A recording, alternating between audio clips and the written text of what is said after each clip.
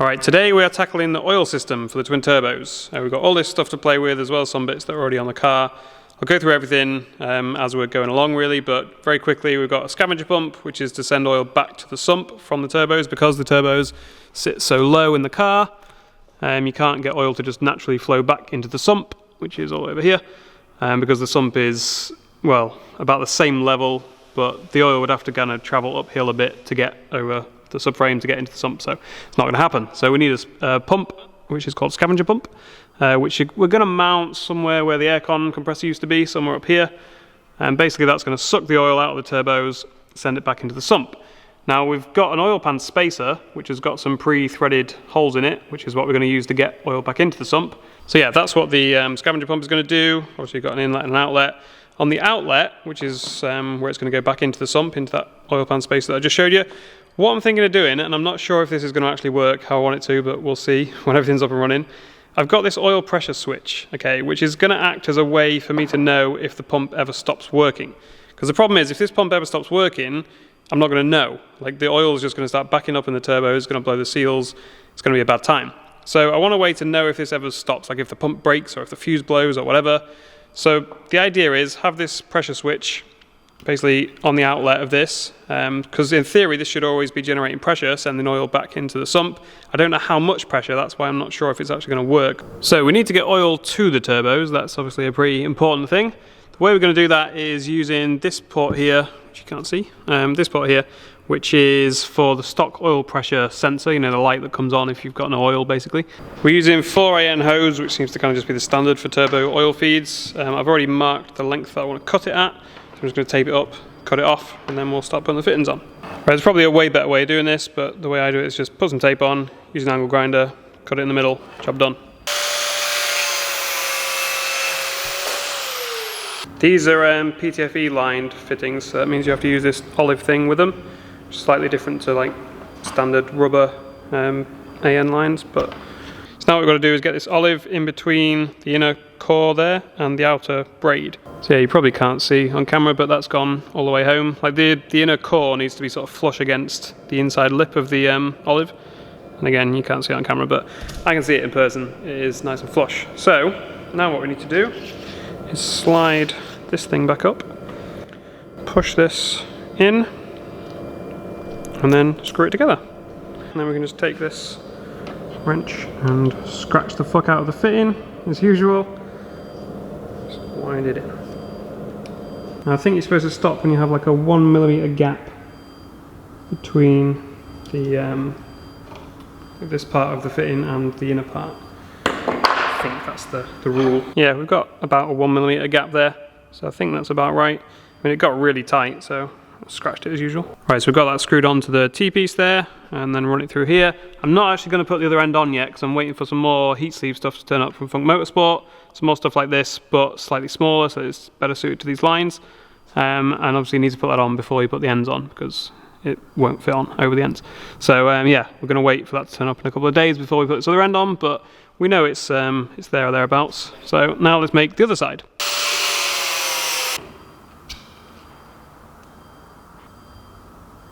There we go, all done. Okay, we've got that hose on there as well.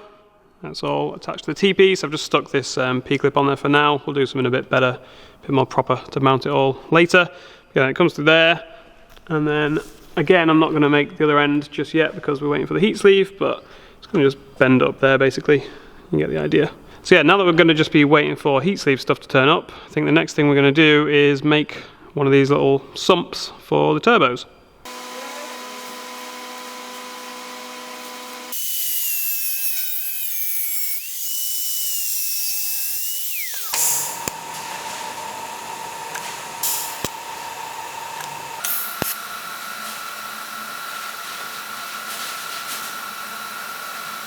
So I just realised that the camera battery died while I was welding that, so I'm not sure how much of that you've seen, but this is what we've ended up with. Obviously I've not got the bottom or top on yet, I've not decided which one's going to be top and the bottom yet. But yeah, the welding, still not super happy with it, like it's all grey and shitty on some of these edges. I started to get the hang of it on these parts here that you can see, but yeah, for the most part, not particularly happy with how it's gone. But yeah, now I just need to drill a hole for this to go in, and then we'll weld that on. Right, so we've got this fitting that we're going to weld onto there.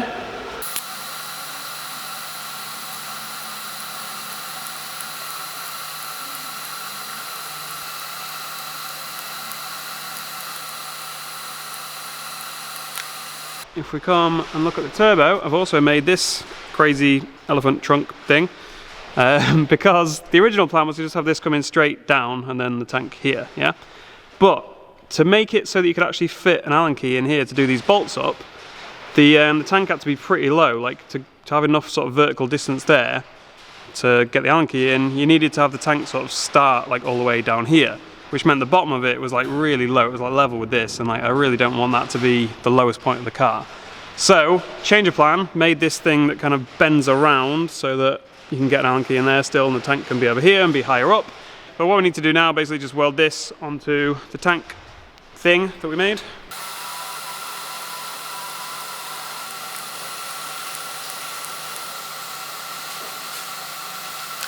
Right, it's all done. That was fucking horrible to weld, especially around here. It's nearly impossible, but could have done eventually.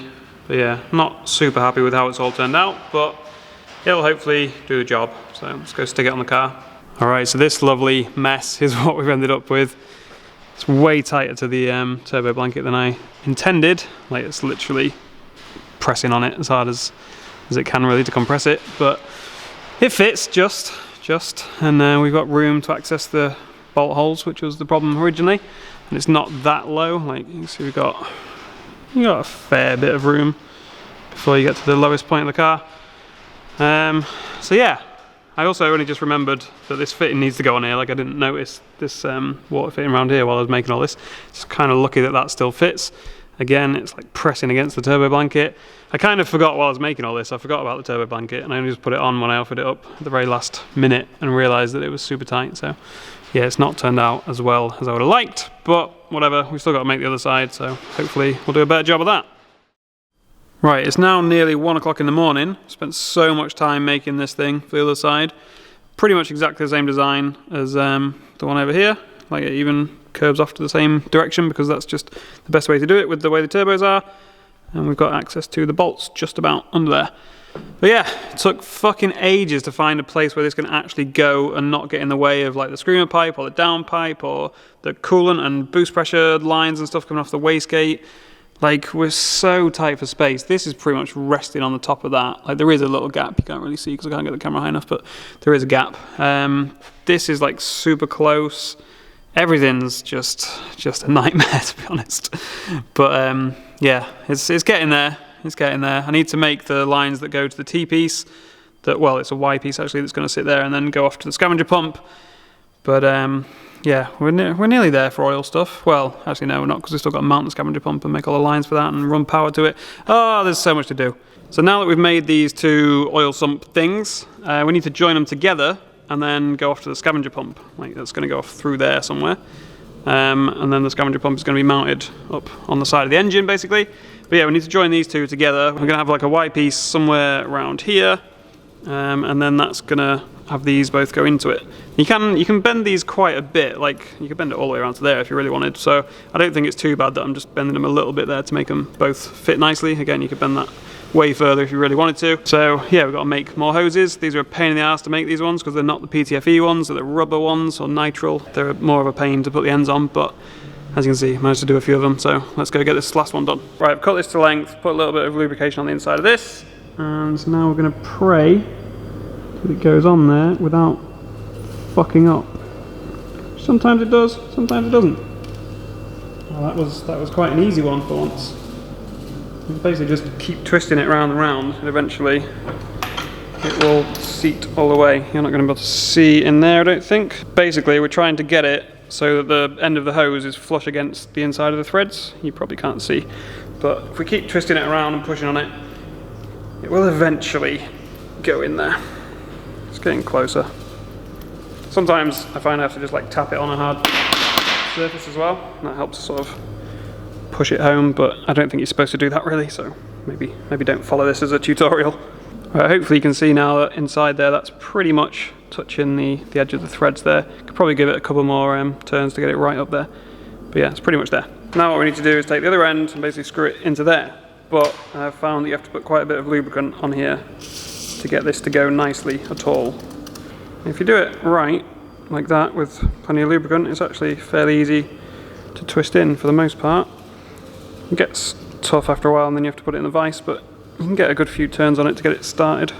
Again, sorry that I'm not doing this with an aluminium wrench, but I don't have one that fits, so I've got to do it with this. It's starting to get pretty tight now. I think you can just leave it there, to be honest, but I always do it all the way up. And there we are, good to go. Hopefully it fits. Right, that all fits nicely. When I say nicely, it's super close to everything as usual, but kind of numb to that on this build now. So yeah, now we've just got to make this bit that's going to go in there. Find a nice way to route it through there. I've already put some of the Funk Motorsport heat sleeve stuff on the clutch line, which you can't see, I've just realised. There, yeah. So that kind of protects it a little bit, because also it's going to get really hot, and the clutch line already got pretty hot and like boiled the fluid sometimes. So more heat sleeve is never a bad thing, but also it'll help protect it from rubbing through on this. I'm going to put heat sleeve on this as well to offer even more protection. But yeah, we've got to find a nice way to route it through anyway, and probably P-clip it to the subframe somewhere. And then it's going to come out around here, and then the scav pump is going to be mounted up there. So that's probably the next job, is to make the mount for the scav pump, which I'll be honest, I've been putting off for quite a while because it's going to be pretty awkward. And we've got like 3 bolt holes, or 3 or 4, but they're all at different like levels horizontally. So we've got to make some sort of bracket that's going to take that into account. And then also the scav pump needs to be as far over this way as possible, because it's a lot nicer for that line to come over here than it is for it to come in over there, because of the way it has to be at the other end. So yeah, it's going to be a bit of an effort to make a nice bracket that's going to do all those things, but we'll give it a go. So I had some help from Carl yesterday, and we got the scav pump installed on the car. You can't really see the bracket that we made because the scav pump is sat on it. Sorry we didn't film any of it, but yeah, you get the idea. I'll show you a picture of the bracket on its own, and then you can see roughly what it is. But yeah, the inlet goes from here. In fact, let's do it the way it actually flows. Oil comes out the turbo, goes into these things, goes into this Y piece. Scav pump pulls from there up through there, and then into the scav pump there. And then what we're going to do, because we need to get it from this outlet here into here, which is a very short distance, so we need to kind of do a big loop. But also, I want to get this pressure sensor thing that I mentioned before in, and also this check valve. So we're going to kind of come up, you're not going to be able to see very well, but yeah, it's going to kind of sit like that, if that makes some kind of sense. There'll be a fitting that joins these two things, the check valve and the outlet of that pump. And then it'll go down into this line. That's what this line's sat there waiting for, basically, to put an end on once we get the fitting that turns up in time, hopefully. It's going to go between here and here. So yeah, that's kind of the idea. It helps us make a big tight loop, like tighter than we could do with just the hose on its own, to get back into here. And also it incorporates these two things that we wanted to add anyway. So it's kind of a win-win. Oh, and also the smaller heat sleeve stuff that I was talking about before from Funk Motorsport turned up. So I've put that on the line that goes around the sump. I need to add another P-clip or something in here to actually keep it in place nicely so it doesn't rub against the sump. But yeah, you get the idea. And I've finished off the end, made the line up fully. It goes into there. Don't know if you can see, probably not. But yeah, it goes up there. And same for this side, made this line. I didn't bother putting heat sleeve on this one though, because it doesn't really go that close to the engine. I mean, it's kind of close there, but it's not like it's sort of resting against the sump like this one was. So yeah, hopefully we'll be all good. Okay, the other fitting that I was waiting for has turned up now, which is this one.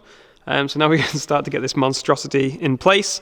But we've got a bit of an issue, and that is that with the anti-roll bar in, you can see how close, obviously this won't rotate quite that much because I've not got the drop links in, but it will rotate quite a bit, probably rotate around to there or something. This is the problem, I don't know exactly how much it'll rotate, but like if that's where the drop links sit as standard, somewhere around there, and bear in mind we're up in the air at the moment, so if you compress this a bit to get to like normal ride height, that's going to go up a bit, and then you go over a bump or something, that's going to go up even more, and then before you know it, we've got very little room there. So what I'm thinking of doing is getting rid of the anti-roll bar, which sounds like a bit of a drastic step, but a lot of people do it anyway in drifting, and for some reason, I don't know why, but for some reason anti-roll bars don't seem to be that important in drifting. Bryn was saying that for normal track driving it's beneficial, but in drifting it's kind of different, and like I say, a lot of people get rid of them. I was speaking to Biz, who runs in BDC Pro with a 350 LS swapped, but yeah, he's got rid of his front and rear. Luke's getting rid of his, I think, for next season in Drift Cup, so it's going to make my life a lot easier. Also, if I'd known in advance, I could have done a few things differently around this bit as well, but it makes my life a lot easier if we just get rid of it. So, simple solution. So now we need to make yet another hose, because we haven't done that enough already. Boom, through the magic of video editing, that has now been cut, and we can put this on it. And also through the magic of video editing, that is now done. More magic, more magic, more magic, more magic, and it's in. And this is basically the contraption that we've ended up with. I feel like everyone's just going to rip the piss out of how weird this is, but needs must, you know, needs must. We had to get from there to there and fit 2 things in. So this is what we've done. I think, to be fair, it's turned out a lot better than I was expecting. Like with the anti-roll bar, it would have been way more ghetto. So yeah, that little line there is fine. So yeah, that's pretty much done for the oil scavenger pump. We've not got any turbos at the moment because the manifolds are off to get coated right now. So yeah, I can't do anything that relies on turbos. Also, I stuck some gold tape on there for the lols. But yeah, can't do anything that requires the turbos to be in place. So that's pretty much as far as we can go with the oil stuff now. I mean, it's all done, I guess. Oh, I do need to wire in the scav pump. That is one thing. The power for it. We need to go sort that. So we're going to wire up the oil pressure warning switch thing. Basically, I've made a really simple job, a lot more complicated and expensive as usual, because I just want to do things properly, but this is not what I should be doing with 2 days left until the car needs to be running, but whatever. Basically, we've got a very fancy oil warning light, which I'll show you working in a second when I sort of mock everything up in the places it's going to be. And we've got the switch thing, which you can adjust by turning this on top. And we've got some wire to make it. We've got this with an MPT fitting in, which is what the switch goes into to actually read the pressure. And then just, yeah, a load of fittings and stuff. I'm going to put a connector on it so that it's easy to just disconnect it from the car whenever we're taking the engine out or whatever. Hopefully we won't be taking the engine out very often, but you never know. So yeah, let's just mock it up in the way it's going to be wired up, make sure everything works. Right, I've just hooked this up to a battery just to kind of simulate and test everything the way I'm going to wire it in. So basically, yeah, we'll have power going from the battery to the LED, across the LED, to the top of this switch, and then that will be grounded to the chassis with this thing. Because normally you're supposed to screw these into something that is actually grounded, like the engine block itself. Because we're just having it in the middle of a hose, although it might work now that we've got some solid fittings going to it, and then the scav pump, and then, oh no, because the scav pump's on rubber mounts, whatever. So yeah, that's going to be grounded, so this is all kind of how it would work. And if I turn this just to simulate the pressure dropping, you see we get the light, come on. So all works as it should. Obviously turn it back down, and then it should be good. So now we just need to actually make all the wires and stuff, and then we're good to go. Right, so I've got some of the wiring done. I did try and film me making it, but it was mostly just me swearing off camera at some like connectors that wouldn't go together properly. Oh my fucking god. Oh, why? Why does it twist like a fucking dick? What is the point then? Join us again next week on I have no idea what the fuck I'm doing. What the fucking Jeff is this all about? What the actual fuck, man? I swear to god those things are backwards. Right, fuck this noise. I'm doing a different one. But yeah, once I eventually got them done, this is what we've ended up with. So we've got the 2 terminals on that pressure switch that I showed you before, which go to this connector. Then they go off, they're clipped to this chassis rail as well, just to make sure they don't ever end up in the fan. So yeah, they go off around there, under the intercooler outlet, pinned to the side of the headlights. I could have made this a bit neater, to be fair, if I'd done them all at once, but I was just doing one cable at a time, which was kind of stupid. But yeah, I've tried my best to make it neat. I don't know what this post was for originally, but I've just used it as a place to ground everything, so yeah, it's kind of handy. And then yeah, runs down here with the stock wiring, goes through that little grommet thing, and then runs into another grommet. Up here I'm going to put some more sleeving on this stuff as well, obviously this isn't finished. Goes through this grommet down here, and then into the fuse box thing. Just to clarify as well, this blue wire is for the scav pump, so that's what that's doing as well. It's got a connector, that already came with a connector on it. I've just chopped it up to add my own wire into it for the ground, and so add some sleeve into it. So yeah, that all runs up there. Like I say, if we go to the fuse box, this is where we're going to be tapping them all into. So I've not put the ends on yet, as you can tell, but they're going to go into there. So I've just got to finish making that. But yeah, that's pretty much it. As soon as they're wired in, that's pretty much it for the oil system. It is all done. And I think that's probably a good place to end this video. So whatever is next, I will see you there.